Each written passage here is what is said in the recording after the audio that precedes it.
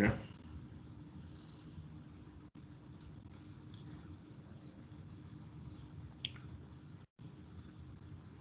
So central tendencies are categorized into three main ones, which are mean, median, and mode. So these are based on the representative central value that other values in a series concentrate at and distributed around. And most of the time we call them averages. So it is a representation of all data in the series. And the three categories that we have is mean, median, mode. Though the range is part of the central tendency measurement, where you know what is the range of values of the data set fall into. So we start with mean. Mean is the most common average, and it is the arithmetic mean, which is expressed as the sum of all the values on a group, that is the sum of all observations divided by the number of cases, which is the number of frequency. So remember I said an individual being observed represents a case. So each member of the class, when we are talking about the statistical scores of students, each student constitutes a case, and the total number of the cases is what that's the population or the sample we are studying. So in statistics, the summation of all values divided by the total number of cases involved, as expressed in this formula, where we have summation x all over summation n, all over n rather. All n is standing for the number of cases, the population of the sample, while the x is the sum of all values that have been observed. Where the frequency counts are involved, so each score multiplied by its frequency can be summed up, and that's why we have another formula of summation fx over n, where n, the number of cases, is the summation of the frequencies. And for ungrouped data, there will be possibility of having an assumed mean, assumed central point, from which we look at deviations and then mix the deviations. So all this we will try to lay our sum upon. Here, for the illustration, I have these scores. So by my calculation, I got the mean is 43.8.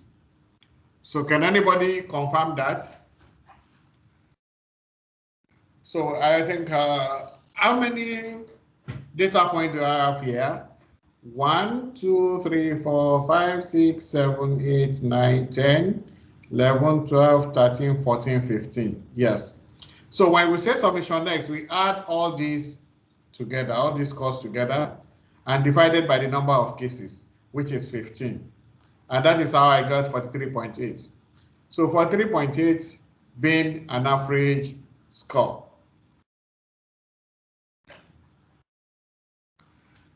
Do we get that? Yes. Good. Now, one thing I want us to do, to take from here, is this. Supposing this is an examination score, or this is a test score, or a mark for something. So if this marks comes in like this, and we have an average of 43.8. So this is an average. So in the score, what do we pick? What information are we having? So are we going to say whoever scores less than 42.8 fails, or even 42.8 fail? So what do we do here? In this group of scores, we can see that the highest score is 51. Am I right? Yes. The highest score is 51. So, and if an average score is 43.8, so it will be hard to blame anybody who did not score 50 or 51, because in the class, when the sample shows that the highest score is 51. So rather than placing the score of anybody in this group over 100 that you have scored so less over 100, we can look at what is the highest score in that class. and to know how well the candidate or the student who score less than 50 has done. So if the highest score is 51 and somebody scores 43, 42, can we actually say that the person is the least person in the class if the highest score is 51? So these are the ways statistics are used to explain decisions. So when do we have an average score of 43.8 and somebody who scored 42 is there, you cannot absolutely say the person is a failure or the person has not done well when the highest score in the class is 51. So this might be for a representative of what happens in the class.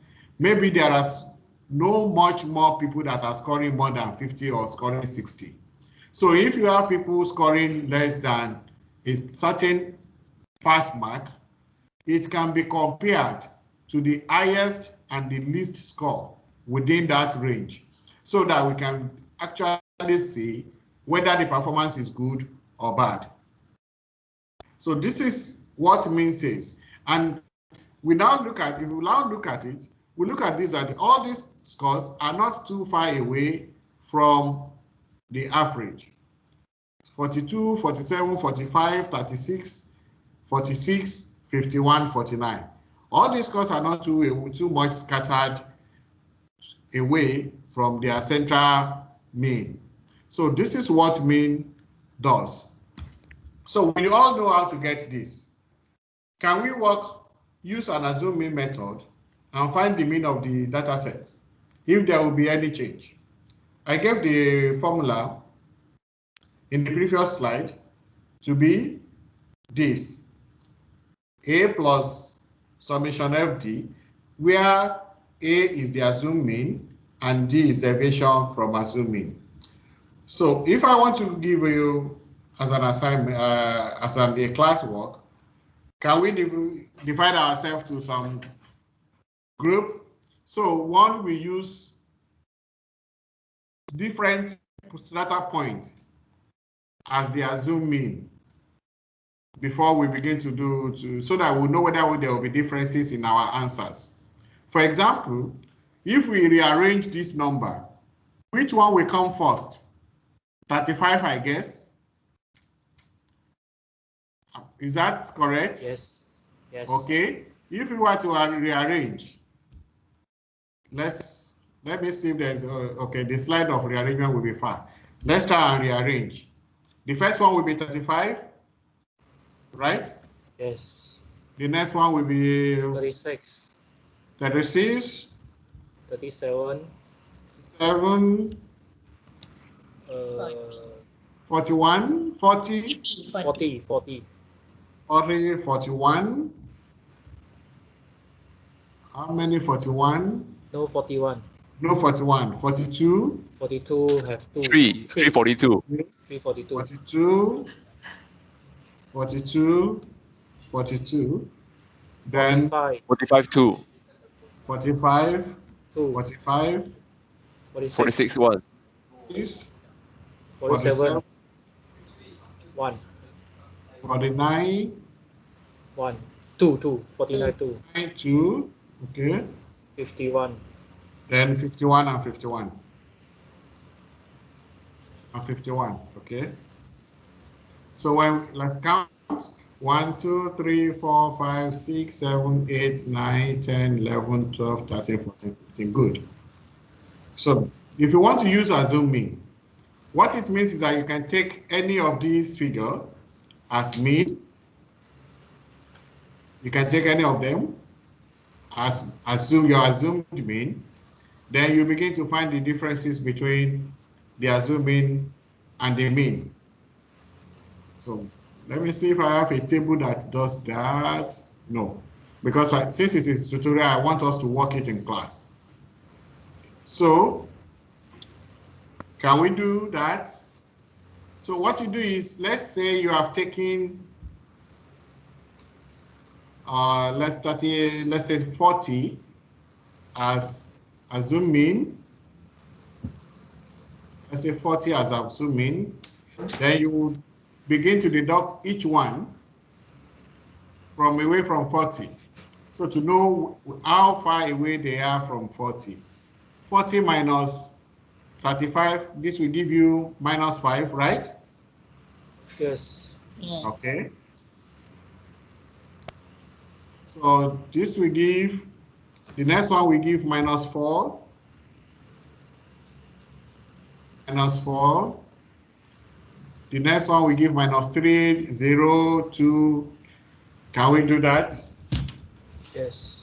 Yeah, let's try and see how we can do that so that we now calculate our differences. So you can do it in form of a table. So okay, let's see. Since you can see my screen, let's go on. Just go on an Excel and begin to do it together. Okay.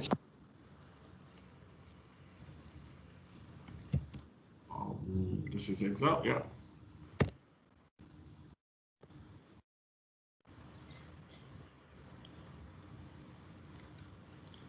This is Excel, yeah. Gonna get control new. Okay. I want to key in the figures. Let me first of all go and copy so that I'll key in the right figure. I think you can see my Excel sheet. Yes, doctor, we can see. Okay. Let me see if I can get there so that we do it together. Okay, but I will turn it. This is 35. 36. 37. 40. 42. 42, 42, 45, 45, 46, 47, 49, 49, 51, 51. Okay. So let's our zoom in A equals let me put A here. A equals, what is A? Assume we say 40. Assuming is 40, right? Yes. Okay. This is X. This is X minus, assuming X minus A. Yeah. So here, to make it fast, this minus this, and I put string. I think I can put string here. Yeah. Okay. So let's say I copy it down. Okay. I think you understood. Okay. Are you seeing the screen? Let me make it bigger so that everybody can see very well. Okay. Doctor, what you add just now? The symbol. Okay. Your question? Just now in the formula bar, what you add just now? Okay, this one. The -5. And this, okay, this is X, this is X. This minus this. With the formula is, okay, let me write the formula we want to use is A plus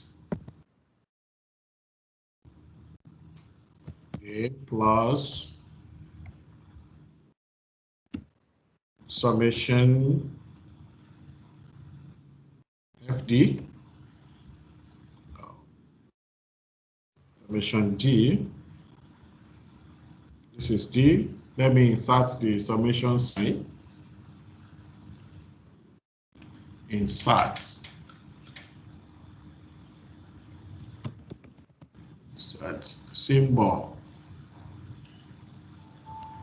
Symbol. Okay. Symbol. Summation mathematics. Okay. Insert. Okay.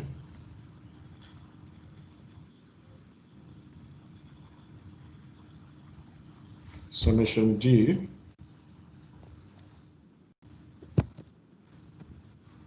divided by n. Okay. Here, this is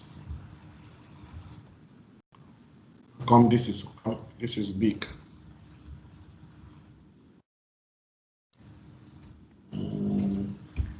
Okay. I'm coming. So, but I need to make sure this is the same character. Can I go the same? Okay. So I think this is the equation we were working towards. A plus summation deviation all over n as presented in this slide here. So I have summation. So here, when we want to talk about the frequency, I will tell you why f is not there or where is here all over n, because there's no frequency count there. So, but if we want to change it to frequency count, we can. Okay, are we back here? Can you see my screen? Yes, doctor. Okay, now this is x minus a. A is 40, x is this. And I've just made this one the same thing here. X minus a. That's why I got all this. It's just a simple thing. It's not too much. It's not too hard. So then we have to get the sum. Add everything together. When we add everything together, what do we get? So can I see what is there? 57, right? Okay. So, do you understand to this point? Yes. Now, to use a formula, mean, to get our mean now, we follow this formula, Control C. I just want to bring it to, so that we'll see it. So we want to adopt this formula. When you do this, you say A, remember A is 40. Can we remember that?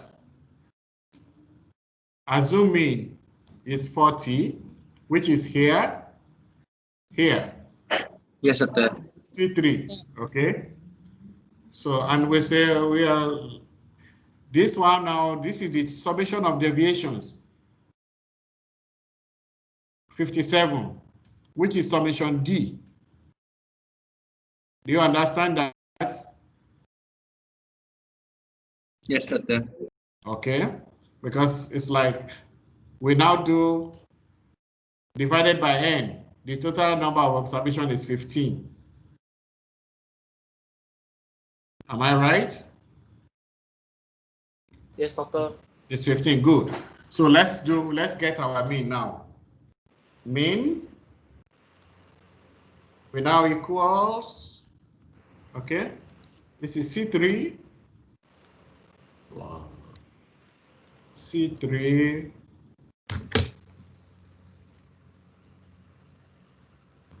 plus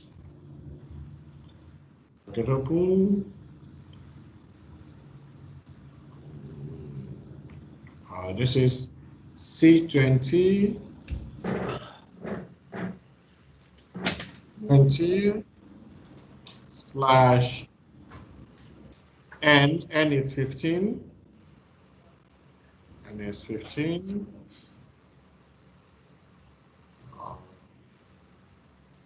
Okay, close.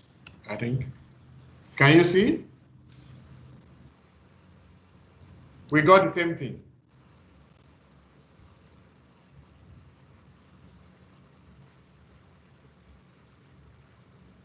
So can also we got the same thing, 43.8.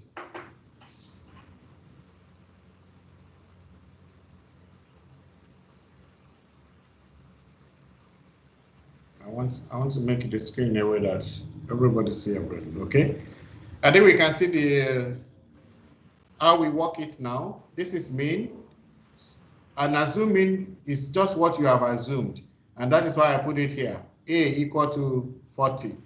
So that we can use this 40 to get deviations.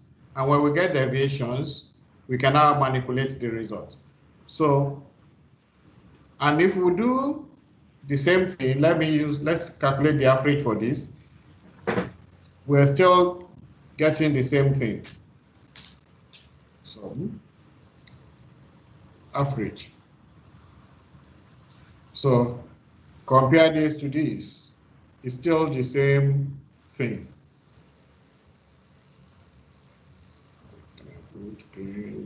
This or this, which color will be okay? So we can say we got the same thing for the both by the using of assumed mean and by calculating straight. We still have the same result. Do we understand to this point? Yes, doctor. Yes. Now, remember on the slide I put this summation FD. Can you remember? So if you want to do, if you have done frequency count, then let's assume we have done frequency count and put frequency here. You know, for 35, you just have 1. Okay? You know, it is 1, 1, 1, true. You understand? You know, this will be 1, 1, 1, 1, 1, 1 throughout, because we have written 42 3 times. There's no need to count. We have written 45 2 times. We have written 49 2 times, 51 2 times. So the counting is okay. But if you want to use frequency, if you want to put frequency in, that means instead of writing 42 3 times, you only write 42 1 time and put the frequency of 3. You write 45 1 time and put a frequency of 2. The same thing for 49 and 51. Do we agree with that? Yes. Okay. So if that is done, then you can multiply your deviations with the frequency and get FD. So then you use summation FD all over N, all over the total frequency, then you will still get the same thing. So this is how you can manipulate Excel to do that for you. Here D equals this. That's this. So this is the correct expression. So using assuming or calculating straight can give you the same thing. I am introducing assuming to you now because we're under the group data. When the data are grouped, there is tendency of having an assuming so that you'll be able, the work will be able to, you'll be able to go flow. So let's go back to the slide. Now we know how to use the assume mean to calculate our mean when it is necessary. Is that correct? Or we need more time to look at it? So an assume mean, when you have group data, it's easy to have an assume mean, especially when you have a long data. It's easier to use an assuming to work out to calculate your mean. There might be circumstances where you need to use assuming to work out your mean. That means you just have to assume a mean. When you have assumed a mean, then you can work it out to get the real mean of the distribution. When you look at it, yes. But for group data, I think the normal method will be faster compared to this assume mean method. Why? Yes, the first method is faster, right? Yes, the summation fx over. Yes, yes. That one is faster. Yes, that one is needed when there's no need for assuming. I just use this one to illustrate to you how to adopt assuming when it is necessary. Okay?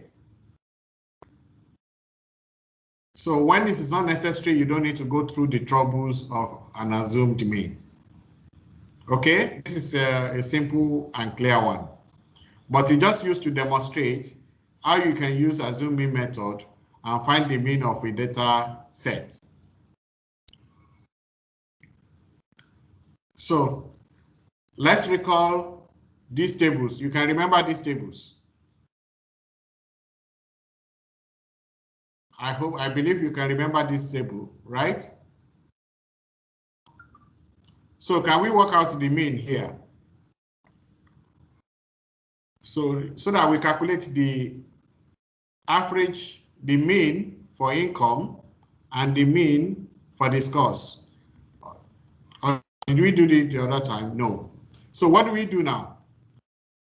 We need to find this column.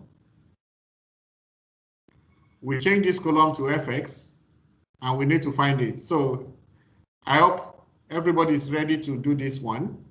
We still have about 20 something minutes. We can still do the mean. We can still finish the mean. Let me see. Okay. Okay, we can conclude this mean. Let's check on this table and try to find the mean. Are we ready? We'll do it manually. I'm not going to use Excel for this. I want you to punch your calculators either on your phone or on the system so that you give me the correct figures. So do we say we are ready? So I will click this. Doctor, are we calculating both table or calculate one only? We can divide ourselves into two. Oh, okay. So one will be working on the scores, one will be working on the income. So this is what I will do. I will change this cumulative frequency to fx. This is x. I'm still sure you are seeing my slide. This is x. The frequency is the f. So we change this one.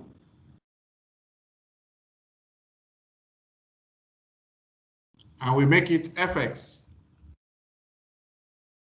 Okay? I believe you know what to do now.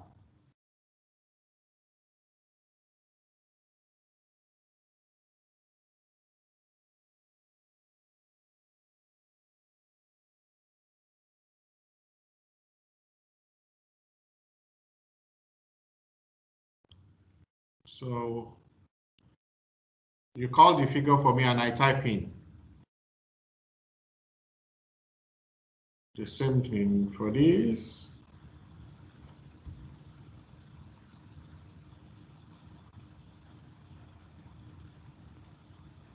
Are we ready?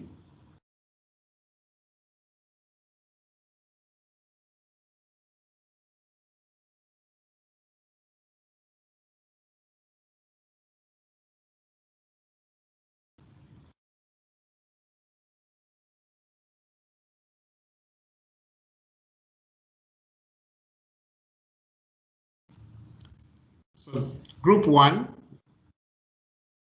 give me fx, income, line row by row. So I type in.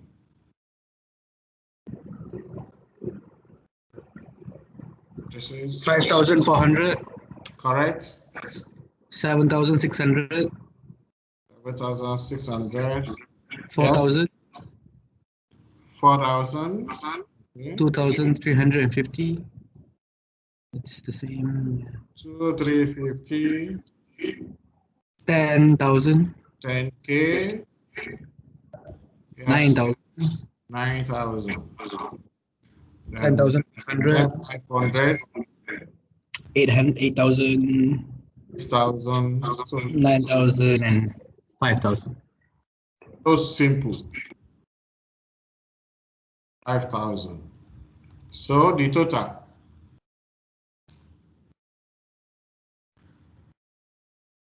So this one is 5,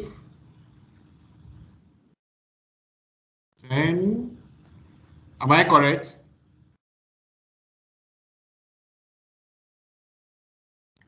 Acting. 70,850. Again? 70850. 850. 70,000. Like this. Yes. Okay. I make it bold. So here. So if you want to get mean here, what do? We said summation fx all over summation f, right? So this is total or sum. So we place this on this. So simple. So who is dividing it for me?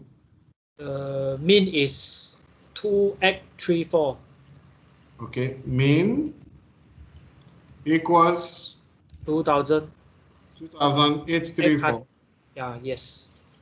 834. Okay, let's agree. This is the mean, RM.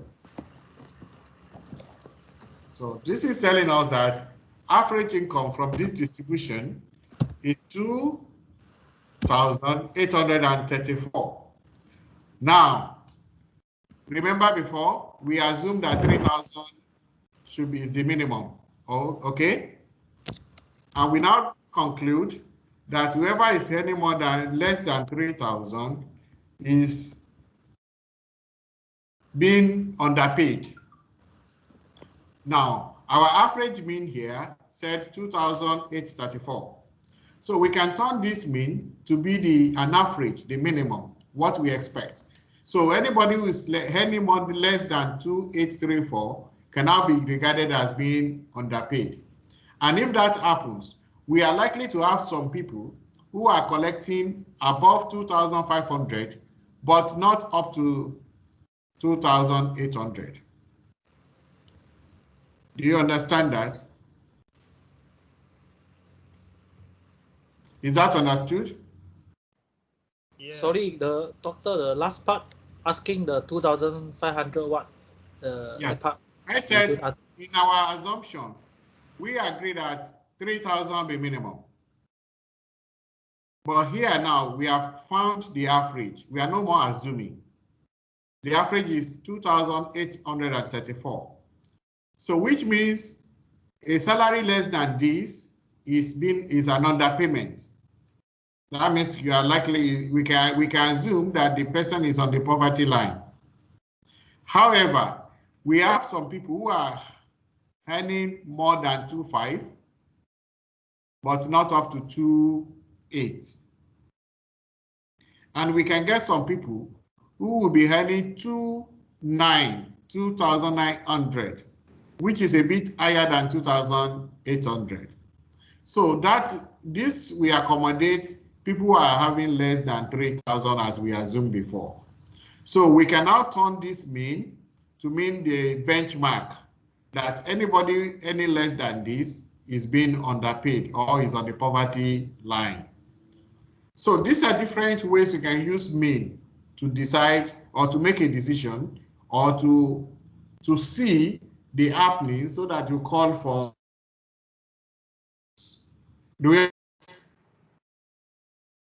So Can we use the 3 minutes remaining to fill this other side of the table? This is 18. If I'm not correct, let me know.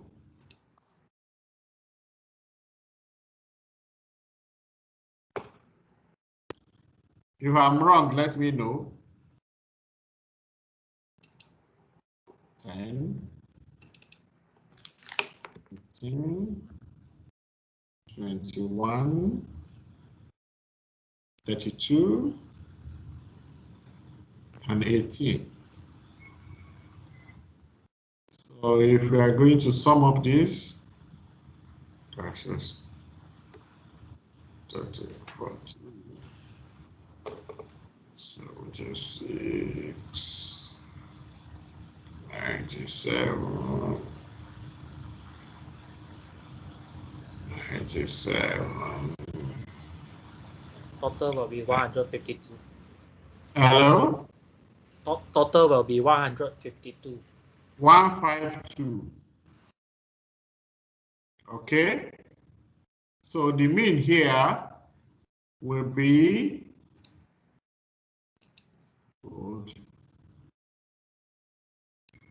4.34. Okay. Mean equals 4.34.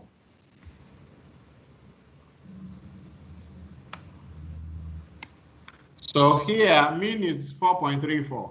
Remember, when we make an assumption the other time, we said anybody scores less than 4 can now be regarded as fail. But the average score here is 4.34. One can base this on an average that whoever scores 4.34 will be regarded as fail. The test. You know, these are the different interpretations we can derive from working from central tendencies. Do we understand now? At least we know how to calculate mean and we can interpret mean. So that, because we are doing this because we are going to do it manually in test or exam. So you will not be using Excel to work it. We will likely want to see the stages, how they were done. So will be able to write and calculate on your score answer sheets. I think everybody is clear with how to calculate mean up to this level. Doctor, how Yes. about the column of X is the range, right? 0 to 9. Should we need to find the midpoint for the X? Yes, when we beat next class, that is where we start from because it's almost time now. We will now look at group data, finding mean of a group data. You know, that will be a group data 0 to 9, 9 to, so when we get to next class, okay, this is good. You can see this slide, which has shown the ranges, and we are now saying, find the mean for the group data set in table above, okay? For group data, you know, I've equally written the formula for where assume mean is. Here, definitely when you want to do group, you find a midpoint. So when you find the midpoint, then you move on. After that, I still want people to make an assumption of a mean. The reason is this: somebody can make an assumption of maybe midpoint of 40 to 49, which is likely to be 45. Another person can make a zoom in of 30 to 39, which is 35.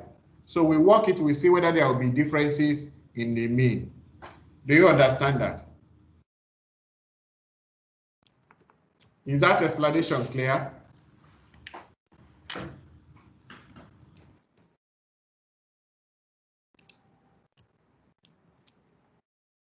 Yeah?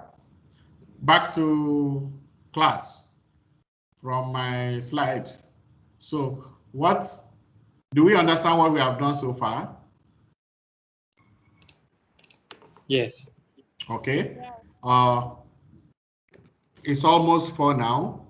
We'll end the class soon now. But next week, we will start from mean of a group data, where the data is grouped. We will find the midpoint, then we also use a zoom mean to work out the mean before we move into median. And maybe I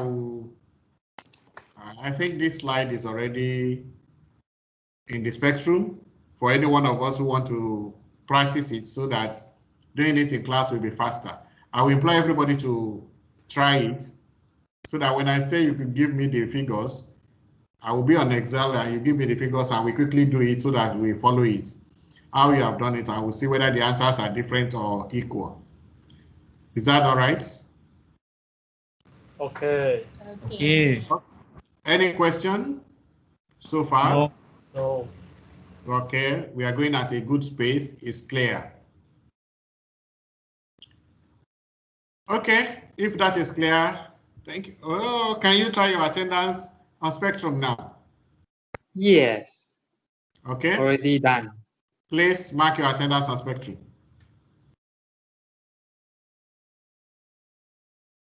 Okay, that's good. If you are done, everybody